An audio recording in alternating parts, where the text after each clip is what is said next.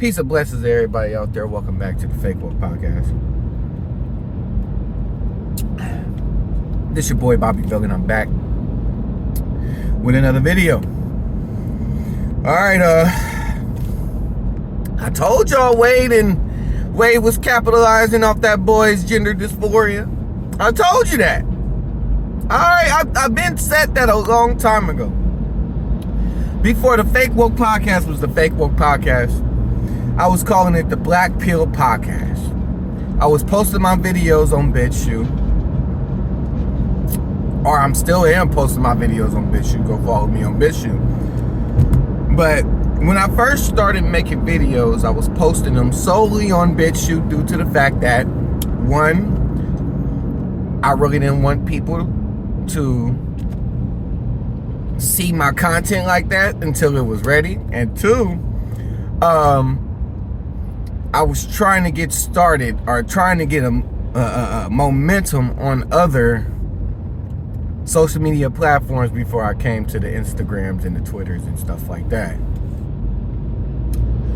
But I got a video. This was one of my first videos, and I addressed the whole Dwayne, Wade, Gabrielle union and their sons' gender dysphoria and how they was trying to capitalize off of it and all that. I already made a video about that a long time ago. That's why I never made a video up under the Fake Woke Podcast about this subject until now. You know? But that's exactly what it is. Dwayne Wade's ex-wife called it out. You trying to capitalize off our son's confusion. I'm saying that is, she didn't say it verbatimly like that, but you know, she basically said Dwayne Wade trying to capitalize off of their son's confusion. Mind you, the young man or young woman, whatever y'all want to call him, 15 years old now. When I made that video, I think he was about 11. Whatever the case may be, right? Now, I'm not sitting here trying to bash their parenting skills. They do whatever the hell they want with their children. You do what you want. But I'm calling a spade a spade. You capitalizing off of this person's sexuality, their confusion. That's what you're doing. You're keeping yourself relevant through your child. You're living vicariously through your child. Why you think Wade became so spicy all of a sudden after he retired? Just calling a spade, you know? Just calling a spade. And it gets real weird.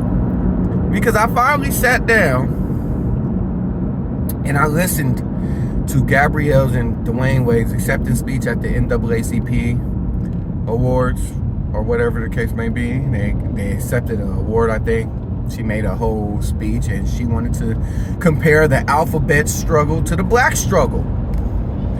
And I'm tired of alphabet advocates and people that identify with whatever alphabet they choose to identify with, comparing their struggle to the black struggle. Those are two different struggles, player.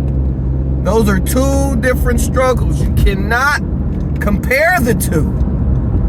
Okay? You cannot compare the two. What black people went through the Arab slave trade, through the transatlantic slave trade, through Jim Crow, black codes era, redlining, so forth and so on. It is not the same fucking struggle as the alphabets. Okay? I'm telling you straight up. Because majority of the time when it came to the alphabets and the hate that they received, they were receiving it from people that were undercover. When I mean undercover, that mean they was playing with their booty holes too, or they was carpet munching. I'm telling it straight up, okay? Most of the hate they receive are from people that's on the down low because they don't want to accept themselves. It's not because of your skin color. It's not because of the fact that the people that were hating on you understood where they came from, understood what type of influence that you had on them, so they choose to hate. They sat there and they saw people of a different complexion, way more civilized than them, taught them how to read and write, taught them mathematics, science, so forth and so on, and develop an envious hate towards a group of people that resided on one of the biggest continents on this land masses on this fucking earth. That's where that hate stems from. Y'all hate is the hate that people have for y'all. It's completely different. It's completely different. The struggle that blacks had, as compared to the struggles that the alphabets had, is not the same struggle. It is not the same fucking struggle. And this is why I sat there and I made that video a while back. I'm gonna repost it again about how black people don't need a Black History Month. Because y'all constantly disrespected, and it's coming from black people. She disrespected Black History Month. She disrespected the black struggle, because you want to sit there and you want to play activists for the alphabet agenda. It's okay. It's okay to be. It's okay to stick up for the alphabets. If you feel like you need to stick up for the alphabets and you need to be an activist for the alphabets, that's fine. Stop comparing it to the black plight. Stop using the black plight or the black struggle as a basis to push somebody else's agenda, to push somebody else's struggle. Y'all use the black struggle as a Trojan horse to push everybody else's fucking struggle. Y'all did it with the Asians. Y'all doing it with the alphabets. Y'all did it with... Look. Like, come on, bruh. Come on, dog. Y'all just tried to do it with the Jutang. That whole Kyrie shit. Y'all had a bunch of Negroes tap dancing for the Jutang, the Shaqs, the Charles Barkleys. Come on, player. It's not the same struggle. Let's stop doing that today. I understand, Gabrielle, Dwayne. Y'all need to stay relevant. Y'all want to stay in the public eye. Dwayne Wade being a minority owner of the fucking Utah Jazz is not enough for y'all. I understand, Gabrielle. A lot of your roles haven't been, publicized like that. The movies that you've been starring in haven't been doing that well. I get it. You need a way to stay in the public eye, and y'all capitalizing off of this young man's gender dysphoria in order for y'all to do that. I understand that. Okay. But just because you let that child run your household and tell you what he is and what he want to do, shouldn't translate over to you sitting there trying to belittle the black struggle and compare it to the alphabet struggle. It's not the same struggle. It is not the same struggle.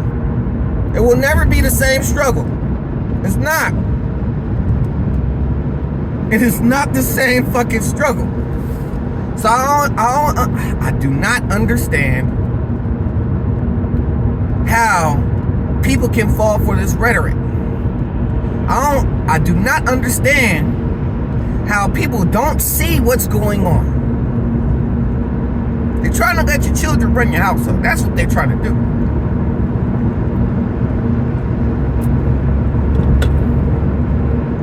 It's starting to get real disrespectful. It's starting to get real disrespectful. You cannot compare the two. Please stop comparing them. Please.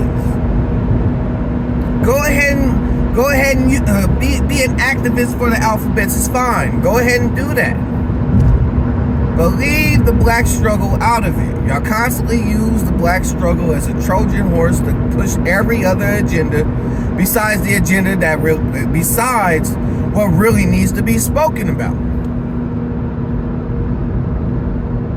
That's how I feel about it. Okay? That's how I feel about it.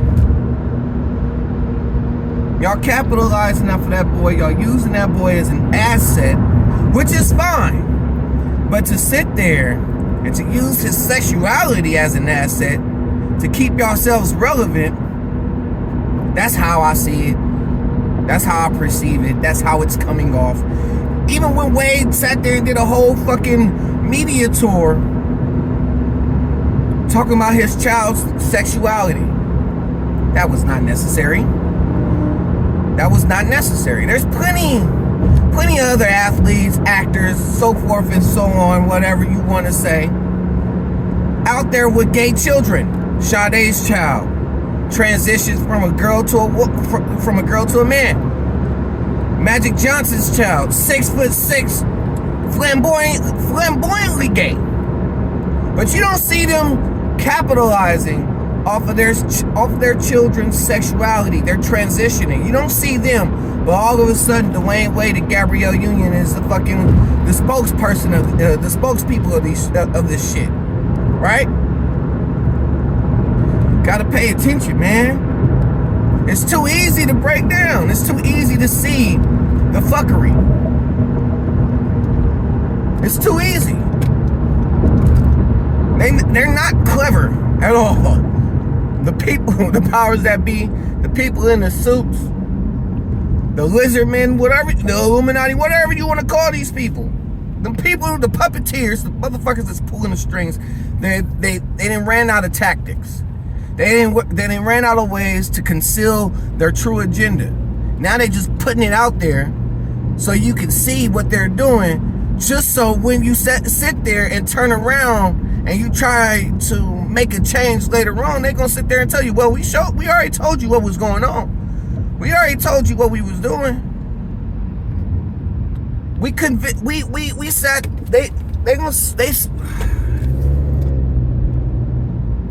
They're sitting there using means of programming and conditioning to get you to accept the fuckery.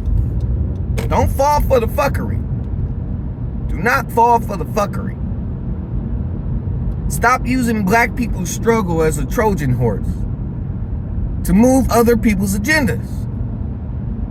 Stop doing that shit. Stop doing that shit. Because at this point, what Dr. Claude Anderson said was factual. I think that he said something of the sort in 2012. By 2015, black people will be considered, or they will be, how did he say it? He said black people by 2015 will be considered second-class citizens. And you see it right now. We have zero power. We're a powerless community. Everybody else that come over here, everybody else that push their agendas, everybody else that come over here and try to get what they're owed, quote unquote, have way more political power, economic power than the black community, than black citizens. We went from being the majority minority to being the minority. And by the time 2035 roll around, you're gonna really see it. Because they're gonna stop pandering to you when it comes to voting. They're gonna continue to kick your ass to the wayside. You get shit done. You don't get nothing done when it comes to politics. They pander to you and throw your ass to the wayside. You have no economic power in this country. We are the last of the last.